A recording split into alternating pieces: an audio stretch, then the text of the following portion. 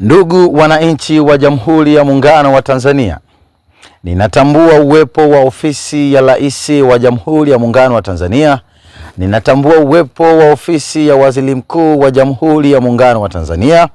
Ninatambua uwepo wa Wizara ya Fedha. Natambua uwepo wa Wizara ya Elimu, Sayansi na Teknolojia. Natambua uwepo wa Wizara ya Kazi, Ajira na Vijana na Wenye Ulemavu. Ninatambua uwepo wa Wizara ya Maendeleo ya Jamii, Jinsia, Wanawake na Makundi Maalumu.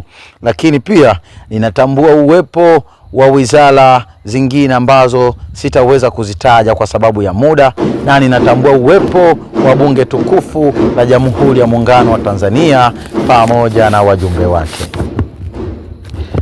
Ndugu viongozi wa nchi na wananchi kwa ujumla, niliyesimama mbele yenu ni raia mwema mwenye mapenzi ya dhati na taifa letu la Tanzania.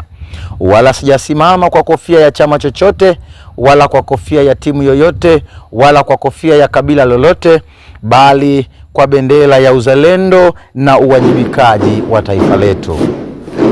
Dhumuni langu ni kuwasilisha pendekezo la mpango utakaoisaidia serikali yetu kumshinda adui na kumfukuza kabisa katika nchi yetu. Ndugu viongozi wa serikali, ninafikiri tunapaswa kuwashirikisha wananchi katika kila hatua ili tumwangushe adui yetu, kwani peke yetu hatutaweza. Ili tumwangushe adui yetu sasa, silaha zinapaswa zishikwe na wanafunzi wa shule za msingi mpaka wanafunzi wa vyuo vikuu, kwani ndani ya kundi hili imo nguvu ya ajabu itakayomwangusha adui na kushangaza dunia, hata mataifa yakabaki yanajiuliza Tanzania imewezaje. Ndugu wananchi na viongozi wa serikali, tatizo la ukosefu wa ajira amekuwa ni adui yetu mkubwa, japo kuwa serikali yetu imekuwa ikichukua hatua mbalimbali kupambana naye. Lakini ni wazi kuwa adui anapolivamia taifa, si jambo jema kuitelekezea serikali mzigo wa kupambana na adui, bali ni uzalendo wa wananchi wote kuungana pamoja na serikali kupambana na adui. Sasa kwa kuwa ukosefu wa ajira ni adui aliyevamia nchi yetu, ni muda sahihi wa serikali pamoja na wananchi kuungana ili kumpinga, kwa kuwa uwezo wa kumpinga tunao na sababu za kumpinga tunazo. Leo nimekuja na pendekezo la mpango utakaotusaidia kumwangusha adui yetu. Mpango huu nimeupatia jina la punguza waajiliwa na ongeza waajili. Punguza waajiliwa, ongeza waajili. Kwa ufafanuzi ufuatao: ndugu viongozi wa serikali, nadhani tunapaswa kubadili mfumo wetu wa elimu, kuwapa watoto wetu na vijana ili tuwaajili. Badala yake tujenge mfumo wa kuwapatia elimu vijana ili tuwajengee ajira, na ikiwezekana wao watuajili sisi na waajili wengine. Ninaishauri serikali kuandaa mfuko maalum kwa ajili ya wanafunzi kote nchini.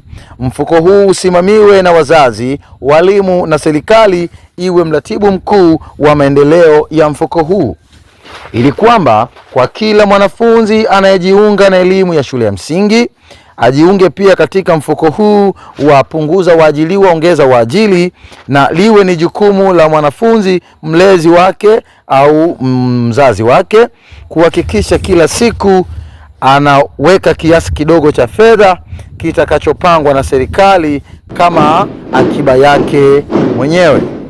Ndugu wananchi, naomba nisinukuliwe vibaya. Simaanishi mtoto alipe kodi kwa serikali, bali atunze pesa kama akiba yake mwenyewe itakayosimamiwa na serikali. Hebu tutumie mifano. Ikiwa Diamond Platnumz na Alikiba ni wanafunzi wa shule ya msingi Konde Gang, wanafunzi hawa wanazingatia mpango wa lazima wa serikali wa kutunza shilingi 500 kwa kila siku katika mfuko wa punguza waajiliwa ongeza waajili unaosimamiwa na Wizara ya Fedha pamoja na Wizara ya Elimu Tanzania. Huo ni mfano wetu. Kila mmoja wao atafanikiwa kutunza shilingi 500 kwa kila siku, ambayo ni sawa na shilingi 180,000 kwa kila mwaka. Na ikiwa wanafunzi hawa watasoma ndani ya miaka 7, basi kila mmoja atahitimu mafunzo yake akiwa na mtaji wa shilingi 1,260,000 kwa miaka 7.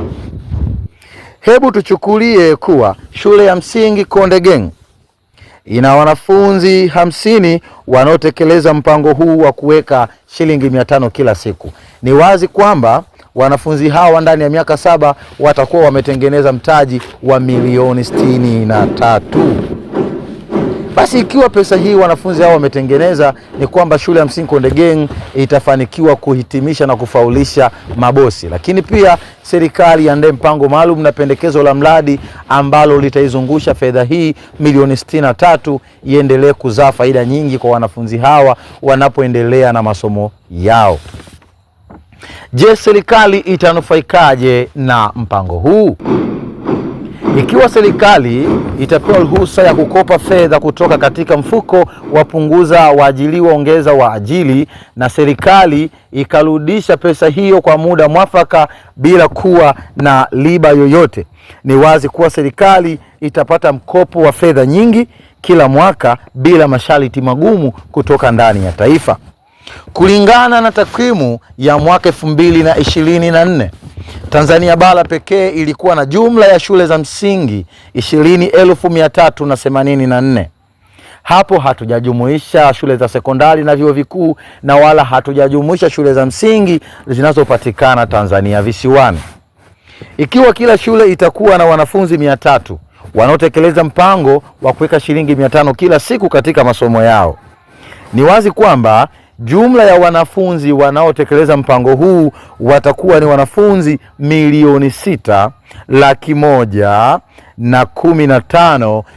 6,115,200, ambao kutokana na idadi yao watakuwa na uwezo wa kukusanya trilioni 1, bilioni 100 na milioni 736 kila mwaka na kuikopesha serikali. Okay, naona kuna mtu ananitafuta hapa, naomba asinivurugie utaratibu. Asante. Ikiwa wanafunzi hao wanao uwezo wa kuikopesha serikali kila mwaka kiasi cha shilingi trilioni 1, bilioni 100 na milioni 736 kila mwaka bila masharti yoyote, basi serikali ina uwezo wa kufanya maendeleo ndani ya muda mfupi na hata mataifa mengine yakashangaa. Tunazo pesa nyingi Tanzania, tunao uwezo wa kuwawezesha wanafunzi wakatengeneza ajira zao wenyewe. Ndugu wananchi na viongozi wa serikali, asanteni kwa usikivu wenu. Yangu ni hayo machache, mengi nimeyahifadhi, nitaendelea kuwasilisha muda baada ya muda. Nilipowakosea naomba mnisamee. Yangu yalikuwa ni hayo, naomba niwasilishe pendekezo langu kwenu, na ikiwezekana mlitafakari kwa kina. Asanteni. Kwa majina naitwa Tireless Walker kwa jina la kazi. Asante.